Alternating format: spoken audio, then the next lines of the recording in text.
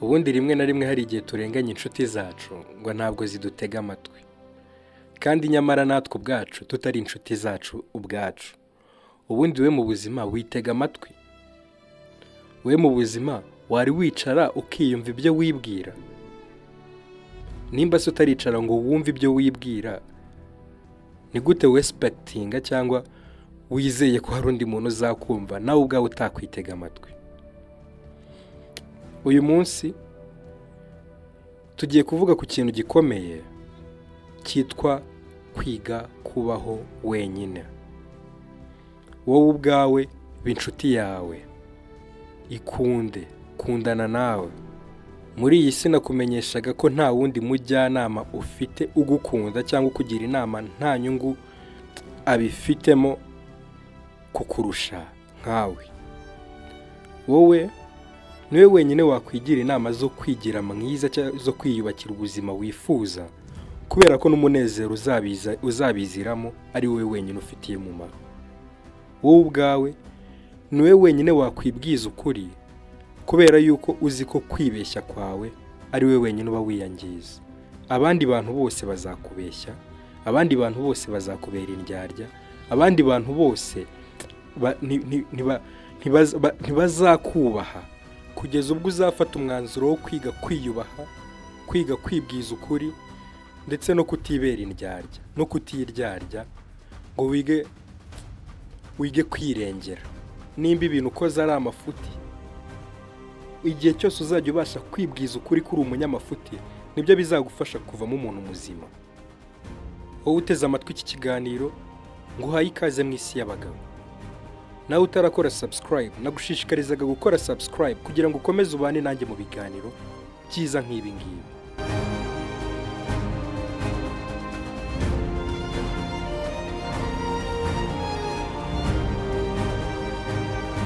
Dore ikintu cya mbere cyiza kizakubaho nutangira kubaho wenyine. Nutangira kubaho wenyine, uzivumburamo ubushobozi ufite, ndetse uvumbure na karagiteri zawe ufite. Mu gihe uzicara ukiha umwanya ukiyumva, icyo gihe uzavumbura ubushobozi ufite, kubera ko uzamenya neza ibyo ukunda, uzamenya neza ibyo wishimira, uzamenya neza ibyo uha agaciro, nta influence y'abandi bantu bijemo, cyangwa nta wundi muntu uje kukubwira ati wapa akangaka niko keza. Oya, icyo gihe uzaba uri wenyine, nicyo gihe uzamenya neza uwo uri we wa nyawe. Ibi ngibi nibyo bizanagusigira umukoro wo kumenya ibyo wakosora, ndetse n'ibyo wakomeza kongerera ubushobozi bitewe n'uko ubonye ko ari byiza. Ikindi kintu kizazira muri ibi bintu byo kwiga kubaho wenyine, uzakura mu buryo bw'ubushobozi, abe mu buryo bw'amafaranga cyangwa mu buryo bw'imitekerereze.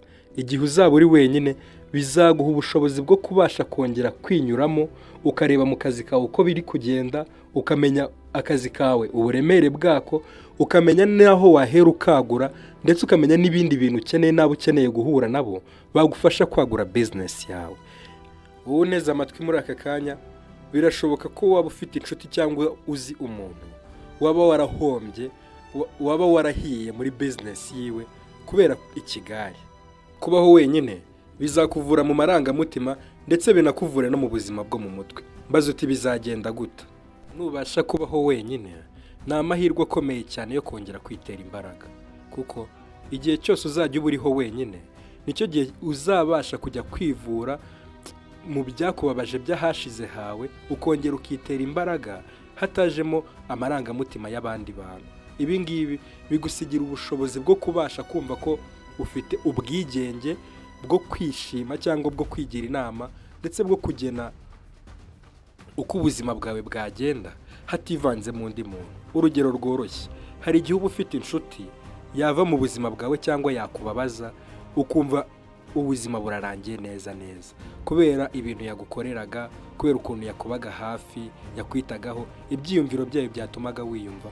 Ariko mu gihe cyose uzajya uba warabashije kubaho wenyine, ukongera kwisubiramo, ukongera ukivura ahashize hawe, bizagusigira ubushobozi bwo kubasha kubaho utadipendinze cyangwa utari mu bukoroni bwo kuba mu byiyumviro by'abandi. Sinzi nimba ibi bintu byumvisha neza. Ikindi kintu cyiza kizazira mu kwiga kubaho wenyine, bizakongerera imbaraga cyangwa ubushobozi bwo kuba wabasha guhanga udushya. Nibyo bizakongerera ububasha bwo kuba wabasha guhanga udushya.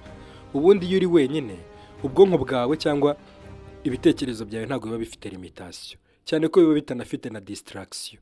Iyo uri wenyine ubasha gutekereza, ugatekereza kure nta kwiha imipaka. Ibyo ngibyo bibasha kuguhereza ubushobozi, nimba uri gutekereza ku gisubizo cy'ibibazo ufite, kuba wabitekereza ukabisubiza mu buryo bunoze.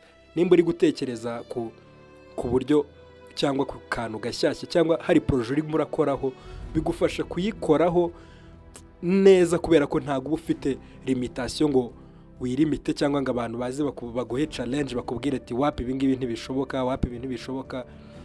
Nkwibutsa yuko abantu benshi utangiye no gutekereza ibintu bisumbye uko bo batekereza, batangira no kubibona nk'ibidashoboka. Rero uburyo bwiza bwo gufata ibyo ngibyo bidashoboka ukabigira ibishoboka ni ukwiga kubaho wenyine. Ubundi kubaho wenyine ni ukwibohora muri yandi magambo.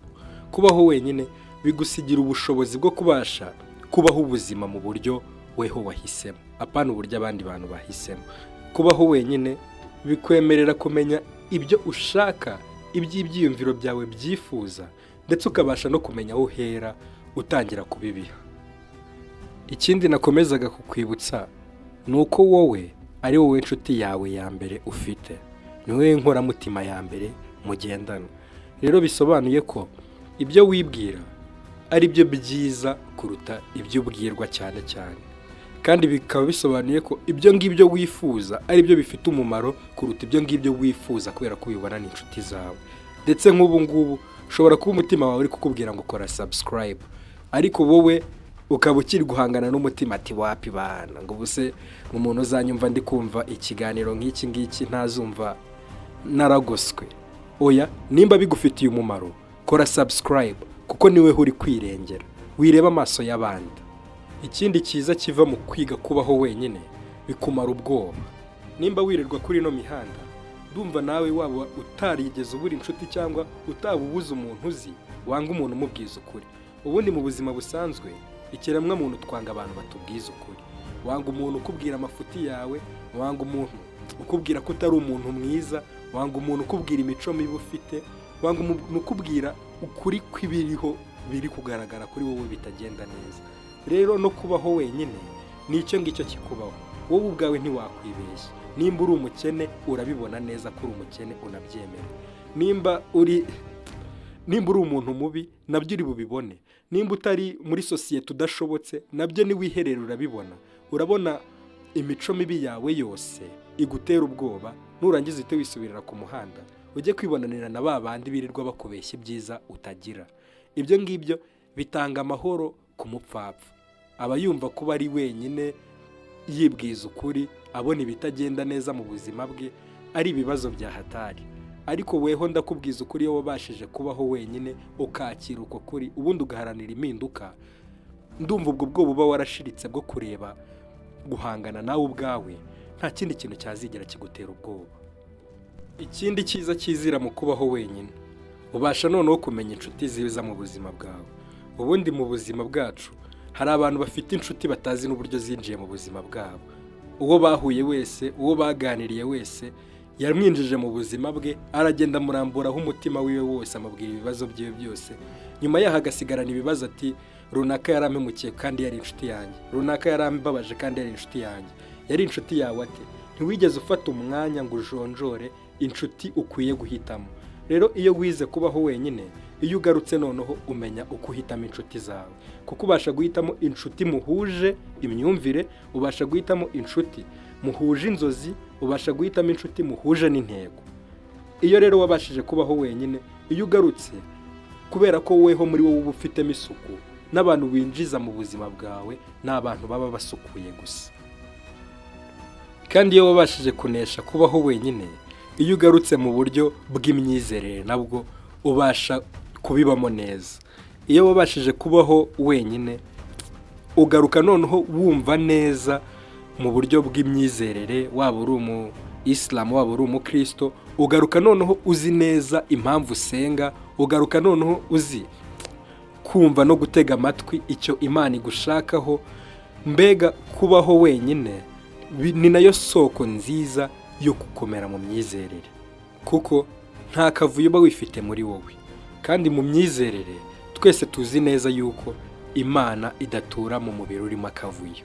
Nimba ufite inshuti yawe y'inkoramutima uba wumva cyangwa wifuza yuko yakumva iki kiganiro, nagushishikarizaga gukora share ukayikigezaho, nayo ikagira umugisha nk'uwo wagize wumva iki kiganiro. Kandi gukora subscribe bintera imbaraga yo gukomeza kugukorera ibiganiro byiza nk'ibi ngibi. Nezezwa cyane no kubona ibyo mutekereza muri comment. Ciao ciao.